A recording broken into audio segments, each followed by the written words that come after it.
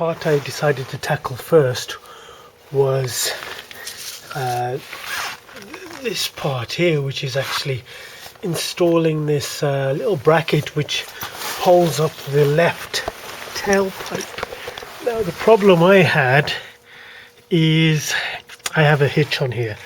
Now it does provide a shim to help if you have a hitch, but I couldn't really figure out what the purpose of the shim is. Now this fits like this right over here. Right, so now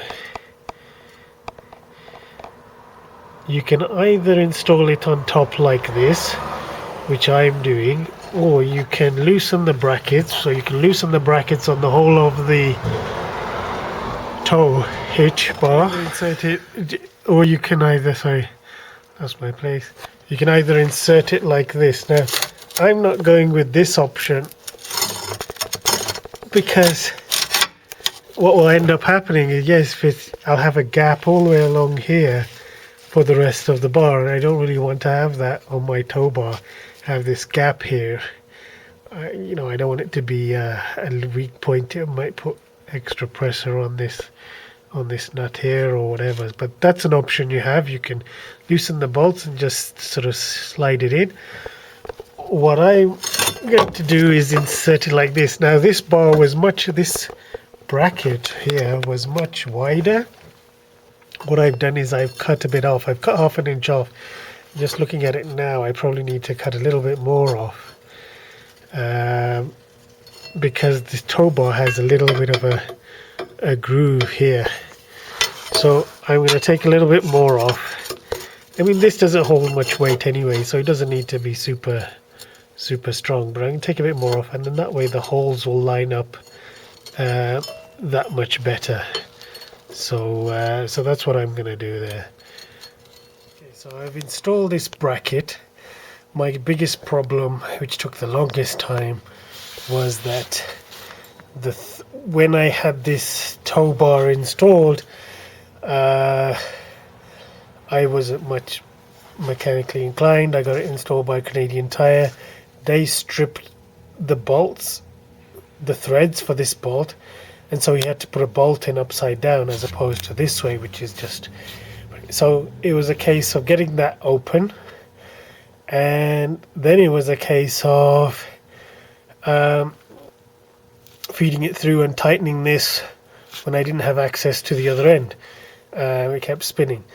The other thing is that this is the actual bracket they provide. This came out too long. It came out and hit against here.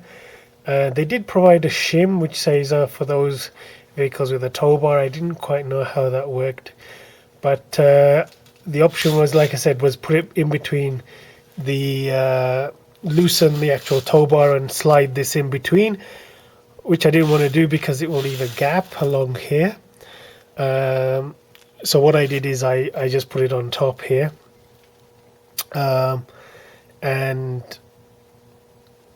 I had to cut this, so I got my grinder and cutting. I just cut it all along here because there's a little ridge over here.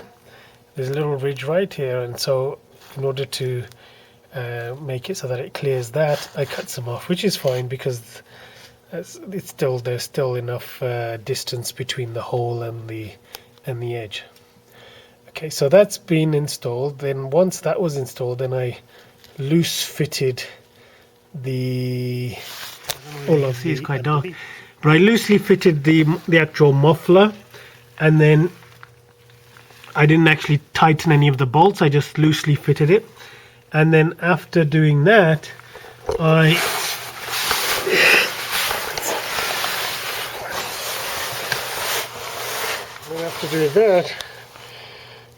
fitted the clamps, and the clamps, each and every clamp I fitted was again just loosely done. I didn't actually tighten any of them.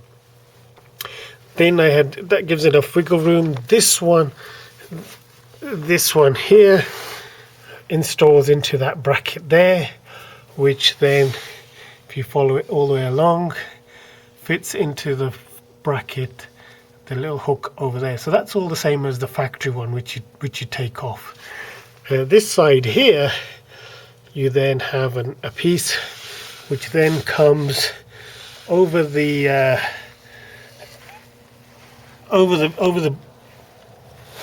bar here, and then my hand stuck. Okay, and then along there and out the other end.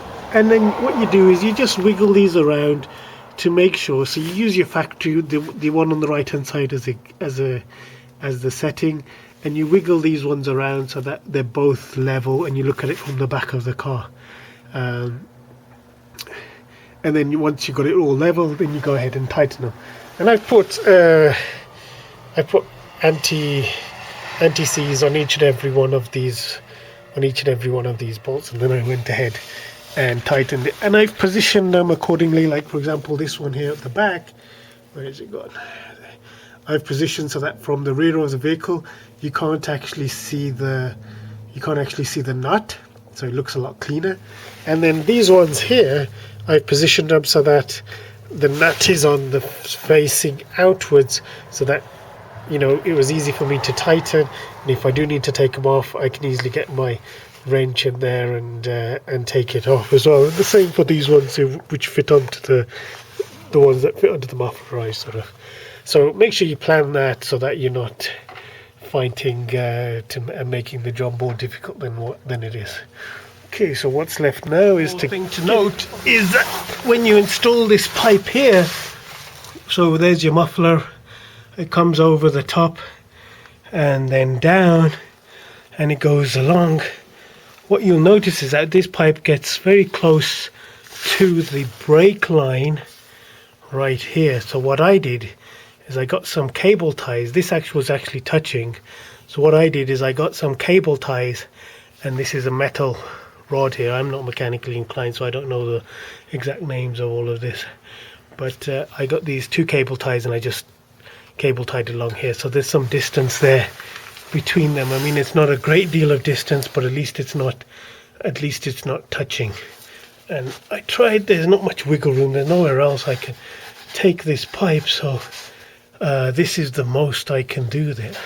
I'll check on it to see, hopefully there's no damage caused to this once I started, but yeah, that is quite close, so just bear that in mind as well. But once you're doing your installation, you'll be aware of all of this. The back looks like, as you can see, they're both level.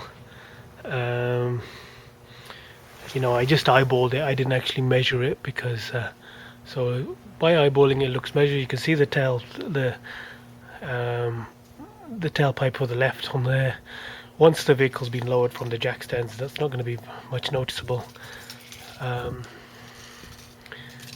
So yeah, the next thing is to get it down and give it the Jeep Liberty sounds like with the Borla exhaust. Just start it up. This is a cold start.